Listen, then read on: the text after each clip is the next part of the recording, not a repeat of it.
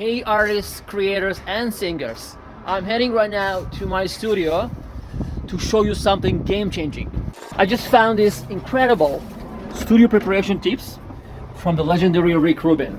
Rick Rubin, oh my God. He breaks down exactly what you need to nail your recording session. In the next 7 minutes, you're gonna learn exactly how to walk into a recording studio like a pro, even if you never recorded before. Ready? Let's do this.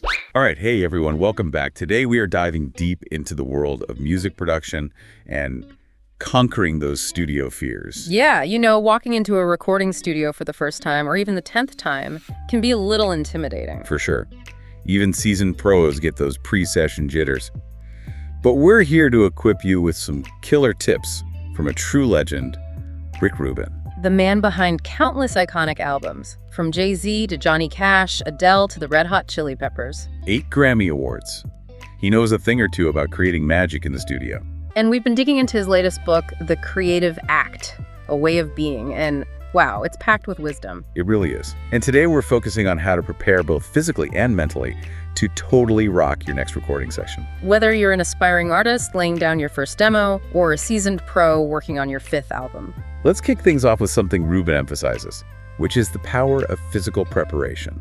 It's something that can easily be overlooked. We often think studio time is all about nailing the technical side of things. Yeah, but Rubin makes this really interesting point about how your physical state directly impacts your creativity. Absolutely. He talks about how being well rested is crucial. Which makes sense, right? When you're tired, your voice just doesn't have that same energy or power. Exactly. It's like trying to run a marathon on an empty tank. You need that reserve of energy to fuel your performance. Rubin even goes as far as saying to think of sleep as part of the creative process. Like, it's not just about recharging your body, it's about giving your subconscious mind time to process and generate ideas. Whoa, I like that. And speaking of things we need to function properly, good old H2O. Hydration. Oh, yeah. Rubin stresses the importance of staying hydrated, especially in the studio. Because a dry throat is not your friend when you're trying to hit those high notes. Absolutely. Start sipping that water well before your session starts to keep those vocal cords lubricated and happy. And this next tip, I have to admit, this one surprised me. It's about dairy. Milk, cheese, that sort of thing. Yeah.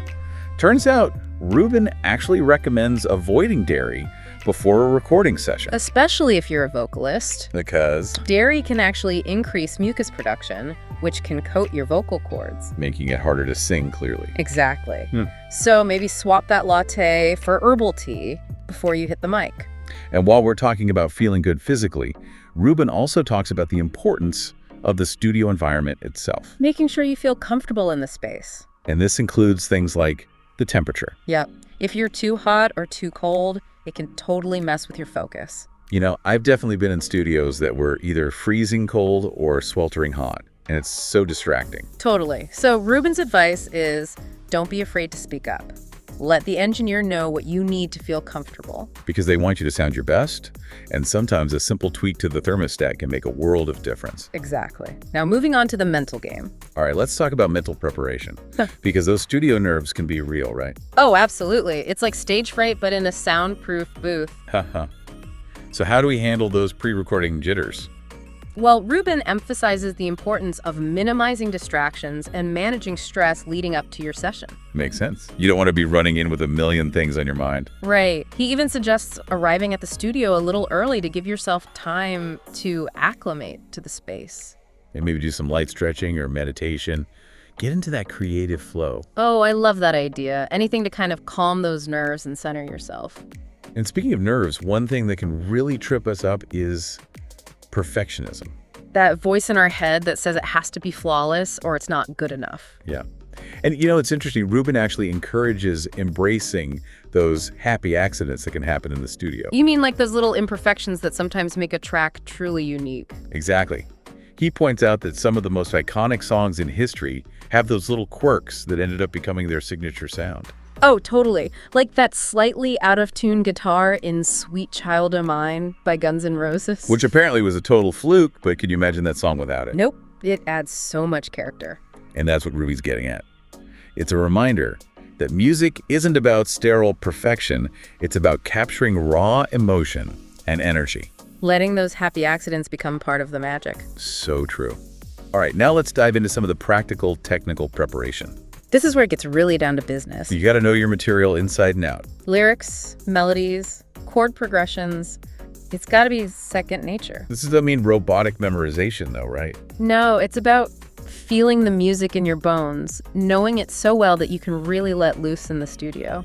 Practice beforehand, but also stay open to those spontaneous bursts of creativity that can happen when you're in the moment. Ah, yes. Rubin talks a lot about the importance of being present in the moment, being open to improvisation. Because when you're confident in the fundamentals, you can relax and let the music flow. Exactly. And speaking of getting ready to perform, don't forget about vocal warm-ups. So important, you got to get those vocal cords limbered up and ready to go. It's like stretching before a workout. You got to prep those muscles.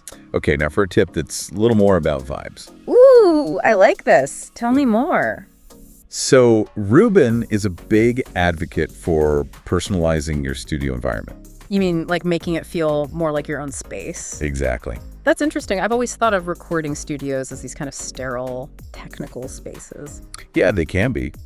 But Rubin believes that having a sense of comfort and familiarity can really help you tap into your creative energy. So what does he suggest? Like bringing in your favorite lava lamp? Uh-huh. Could be something like that. Or maybe a cozy blanket, some photos, a favorite scented candle. Oh, that's cool. I can see how that would make the studio feel less intimidating and more like a place where you can be yourself. Exactly.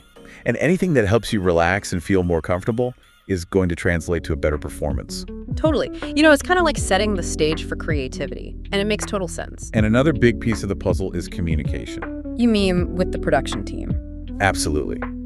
Rubin stresses the importance of being open and honest with the producer and engineer. It's about working together to achieve your vision for the music. Exactly.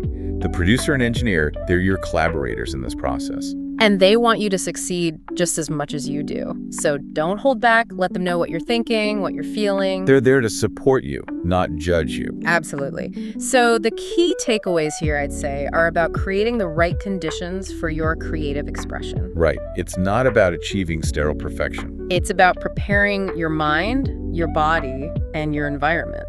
So that when you step into that recording booth, you can truly let your creativity shine. I love that. And remember, have fun. Yes, music should be joyful. So take a deep breath, trust yourself, and get ready to rock that recording session. And one last thought to leave you with. You know how Rubin talks about those happy accidents? Yeah, embrace those little imperfections. What if we took that idea beyond the studio into our everyday lives, embracing the unexpected, the unplanned moments that might just lead to something beautiful? I love that. Something to ponder. All right, everyone, thanks for joining us on this deep dive. And until next time, keep creating. Keep rocking.